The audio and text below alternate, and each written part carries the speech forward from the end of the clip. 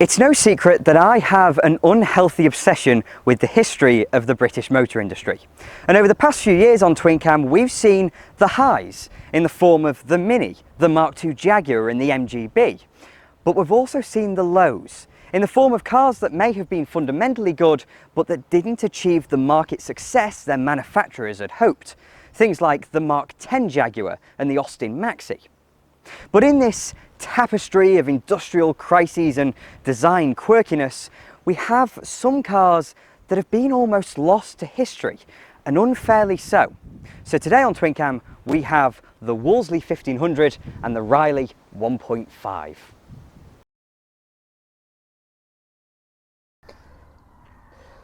Before we begin, TwinCam is proudly supported by Bidding Classics, the new online classic car marketplace featuring an array of cool and interesting old cars, much like this Malcolm Sayer designed hunk of 12-cylinder goodness. So if you'd like to get yourself a toy for the summer, then please do follow the link in the description. But back to the 1500, and though we've seen loads of Wolseleys before on TwinCam, it's always worth a bit of a history lesson to bring us up to date with the industrial climate of the mid-1950s. BMC, or the British Motor Corporation, was the result of a merger between the two traditional British motoring giants, Austin and Morris, in 1952.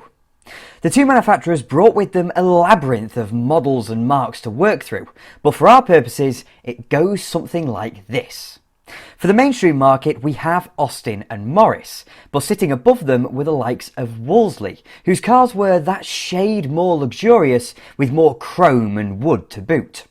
On the sporting side were MG with their sports cars and saloons with features like twin carburettors to give them an edge. But combining both luxury and sportiness was Riley, sitting at the pinnacle of the BMC ladder. Imagine it then as a 1950s Volkswagen group, just with less shame and more conflict. So that's BMC, and back in 1948 the then independent Morris brought us the Morris Minor, their first post-war small car that was simply genius. It was styled and engineered by Alec Izagonis, who would go on to do the Mini, and it was incredibly modern in its engineering outlook, with monocoque construction, torsion bar front suspension and even rack and pinion steering, and all this meant that it drove fantastically. Up until the Mini surpassed it, this was the most successful car ever built in Britain, and it remains 75 years on one of the archetypal classic cars. But it also provides the basis for our little Wolseley. In period, BMC hadn't expected the Minor to be the success it became, and like any manufacturer, they quickly began development of a new car to replace it. But in the event, changing regulations and the BMC merger meant the Minor was facelifted and it received Austin's all-new overhead valve A-Series. And the rest is history. In the meantime, Wolseley and Riley were without a compact model. The little Wolseley 10 was a pre-war design that was retired in '48, and though Riley had traditions in the compact market, hadn't really built anything of the sort in decades. So with the Morris Minor riding a wave of success, the new car was redirected upmarket.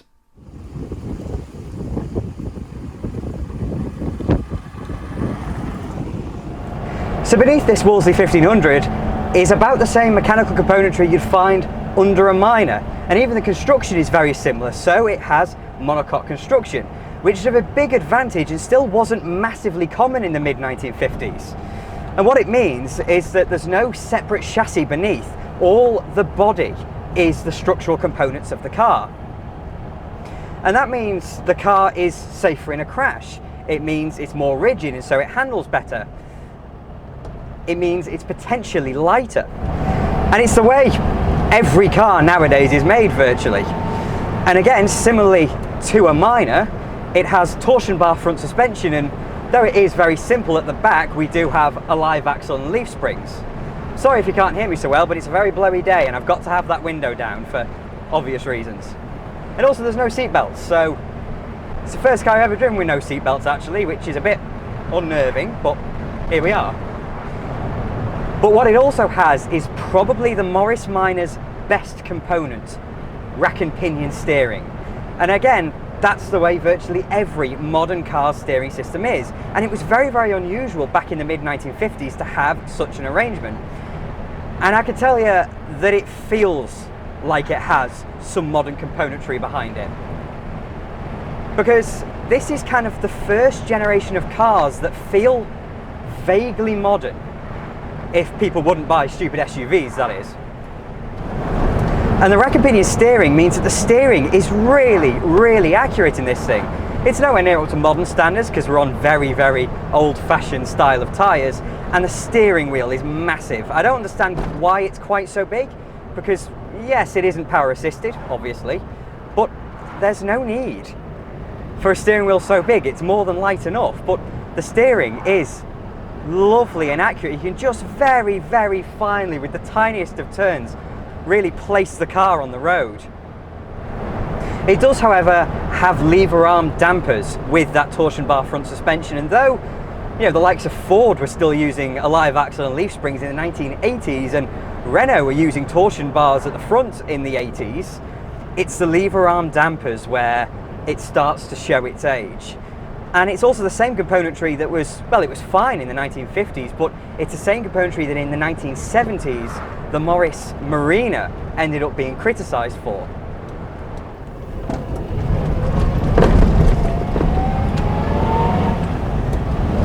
And the problem with lever arm dampers is that it kind of falls and crashes into all the humps and potholes in the road. It doesn't ride so smoothly. And that's all in the damping, because the suspension is really, really nice. You can feel the torsion bar front end coming into its own because it's really soft, and it is a little bit floaty, I suppose. But the torsion bars provide that level of comfort.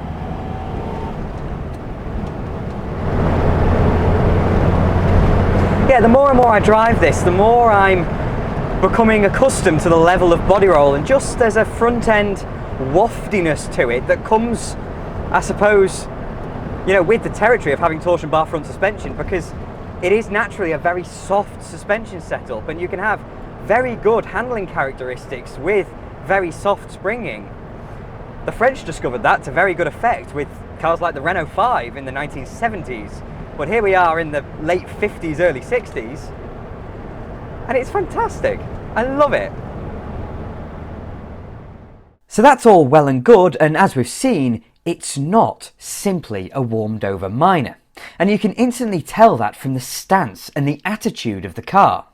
We'll get into the styling later on, but while both these cars are utterly lovable, the Minor is a little frumpy. It looks like it needs a hug. But the 1500 is more stately in its concept, with a clear traditional three-box design, big doors and a cute and regal face. But it's the interior where the Wolseleyness comes through, because the Minor's interior is agricultural, to be generous. It's all exposed steel, basic provisions, and in this era even had a split windscreen. But the Wolseley is a gorgeous place to be. It's all trimmed in wood and leather, and that just brings the tone so much higher than it is in the Morris. In a Riley, you'd be provided with a rev counter too, but in this Wolseley, your speedometer on the right is matched by oil pressure, coolant temperature and fuel level on the left, which flank a big old speaker grille. For if you had a radio installed, that is, which this one predictably doesn't.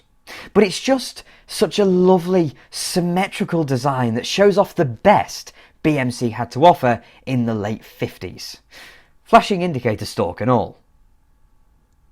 We've already figured out that the Minor uses Austin's A-Series, and that's one of the all-time great small four-cylinder engines.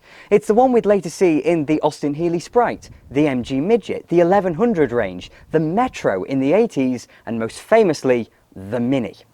But back in 1957, it was yet to receive the development that would A, take it over a litre in capacity, and B, bring it anywhere near the deification it receives today. So the new car had to turn elsewhere. One step above the A-Series is, as you'd expect, the B series. And though it has a fascinating history of its own, this thing is exceptionally similar in concept to the little fella in the minor. It's 4 cylinders, overhead valve, has a 5-port Siamese cylinder head, etc. It's just that step bigger, and it's remarkably strong. Now, had the car been launched as a Morris, it would have received a little B series, 1200cc's worth. But with its new position as a small luxury saloon, that went up to 1500cc. For tax reasons, they did give Ireland a 1200cc version, but for the rest of the world, 1500 is what you'd get. And here's the main difference between a Wolseley and Riley. Because though they're both luxury facing, Riley's were sporty. So although there's only one carburettor in our car, a diamond badged 1.5 had twin SU carburettors. The ultimate status symbol in the pre-injection age, and that meant an output of up to 68 brake horsepower. However, this is not a Riley, this is a Wolseley, and because the compression ratio is so low, these initially made about 43 brake horsepower, which is not a lot, but by the end of production, that had reached 52. Makes this a flying machine.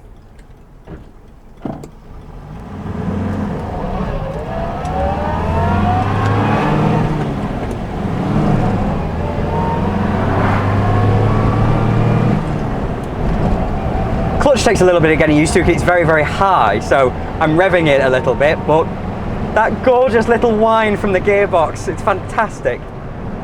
And the B-Series engine, we've already seen it before on Twin Cam when I drove the Land Crab. And although in that car it is 1800cc, this one is only 1500cc, it's a lovely, lovely little engine.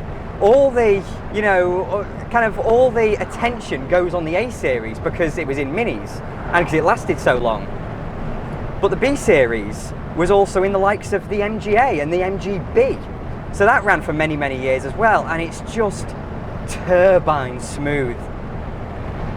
It sounds like a 4-cylinder engine, but you wouldn't be, I wouldn't argue against you if you told me that this was a 6-cylinder engine, just in terms of refinement. It's really, really quite good.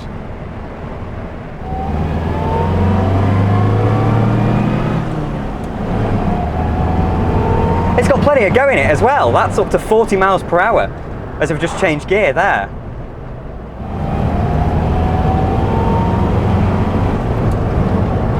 The engine does not disgrace itself at all, and though it takes well over 20 seconds to get to 60, that was considered extremely impressive according to Motorsport magazine back in period, and it feels quick.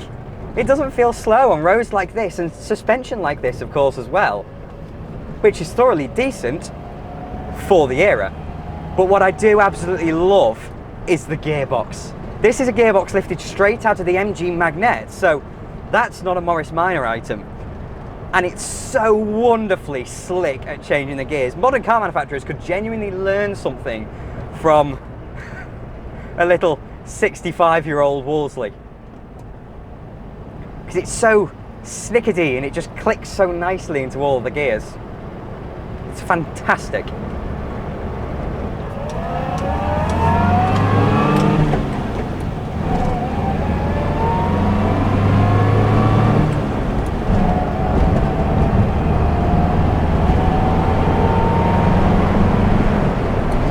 It's such a pleasure to use that little gearbox. It's fantastic. I love it. I'd really, really like to drive a Morris Minor actually, because I've never had the pleasure of driving one before. And if a Morris Minor does feel like this, which I assume it should, gearbox may be slightly different, and it might be a little bit more rolly than this, because this has slightly lowered suspension. I see no reason why I couldn't get on very nicely with one of these, or a Riley, or a Morris Minor. It's just smile-inducing. And when I'm driving it on nice country lanes like this, the rape fields, splendid. It's not some kind of speed machine, but I can absolutely see why in 1957, 1960, or whatever, that these cars would be lovely little things to drive about in. And a Riley with all that power, must have been absolutely fantastic. And it's these kind of characteristics that, you know, it feels modern to a sort. These kinds of characteristics are why it ended up being moderately successful in the British Saloon Car Championship, which is now the Touring Car Championship, as these won their class in 1958, 1959 and in 1961, as Rileys of course, rather than the more sedate Wolseley. And with it being so lovable to drive, it's utterly lovable to behold as well. The body was designed in a much more modern manner than the Minor 2, and though it does therefore weigh a fair bit more, 940 kilograms for this Wolseley, it's more rigid, stronger and more refined than its Isogonis masterminded counterpart. I mentioned earlier that the Minor is frumpy, while the Wolseley is stately. It's very grown up in its proportions considering the fact this is still a tiny car. Even by the standards of the day, these were little, and the concept of miniaturised luxury is flowing through its style. There are no real frills or dramatic swooshes. It's all very conservative and very middle-class England in its era. The most interesting parts are the kick-up in the rear door and the wheel arch line that carries on around into the chrome bumpers. But it's at the front, with that V-shaped chrome strip that dives towards the wheel arch, where it becomes interesting. Because with the squished grille and round headlamps, it's a car shaped like a friend. So what did it take to get your hands on a Wolseley 1500? Well, this car is from 1962, so let's take November of that year as our baseline. A 1500 just like this would have set you back £665. To put that in perspective, a Morris Minor was £539, but a Riley 1.5 was £701, a whole £36 more expensive for a slightly different grille and headlamps, the twin carb engine and a tachometer. So was it worth it? I'd argue so, but not for the Riley. A Wolseley 1500 isn't a performance car. It suits its sophisticated yet conservative style, and in period that would have counted for so much when sat next to a Minor. But as for the Riley, in 1962, I'm not so sure. By this point, the Mini Cooper existed, a tiny performance saloon with far more sophisticated suspension that it blows this thing out of the water. But that's okay. Not everything has to be a flying machine. And that's why I love this little Wolseley so very much. Unfortunately, there's a bit of BMC lunacy coming in. This car, the Wolseley 1500 and its Riley counterpart, are thoroughly decent little cars, with tough and hearty engines, relatively modern mechanicals, and a sweet little face. And they sold loads of them, stacks of them. Nowhere near as many as they sold Minors, but this is a Wolseley, don't you know? But I'm afraid the seeds are already here for the downfall of Wolseley, Riley and BMC as a whole. At the beginning of this video, I mentioned the Volkswagen Group. And in this instance, that's a great comparison because Volkswagen are an automotive giant with sustained success over decades and decades. And although they were forced to merge in 1952, Austin and Morris were once just that. Quite a bit smaller, but still on that same kind of page as Volkswagen are today. And with Wolseley and Riley to pick at, they could do what Volkswagen do today in taking one platform and producing the Fabia, the Ibiza, the Polo, the A1, but with all different styles, different niches, and critically, different dealers. So let's take the Morris Minor as our Volkswagen Polo, the centre of the model empire. Now, because the BMC merger took place when the Minor was 4 years old, there isn't an Austin version of it. And that's fine. And in 1957, they came along with the Wolseley 1500. And that's great too, because it's our Audi A1. It has a lovely wood dashboard, a bigger engine, and a more grown-up style. It appears to be a totally different car, and one more premium aspirational and expensive than a minor, while saving BMC a shed load of money. Everyone's happy. But Wolseley has a very proud history of being one of Britain's great marques, and so does Riley for that matter. But BMC were abusing them. In the present day, if you want a Polo, you go to a Volkswagen dealership, and if you want an Audi, you go to an Audi dealership. That brand separation is critical for perception, because an Audi dealer will have an A8 as well as the little A1 you're looking to buy, but it doesn't have a Volkswagen Up, and the aura of the dealer is heightened. Similarly, you'll never see a Polo and an A1 advertised together. Volkswagen and Audi are treated as separate organisations. But at BMC, there are no Wolseley or Riley dealers.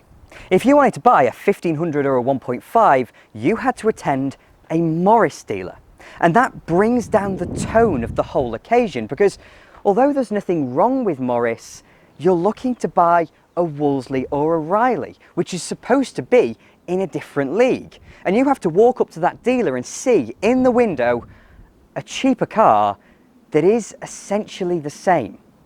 It's like selling Booth's products in Aldi.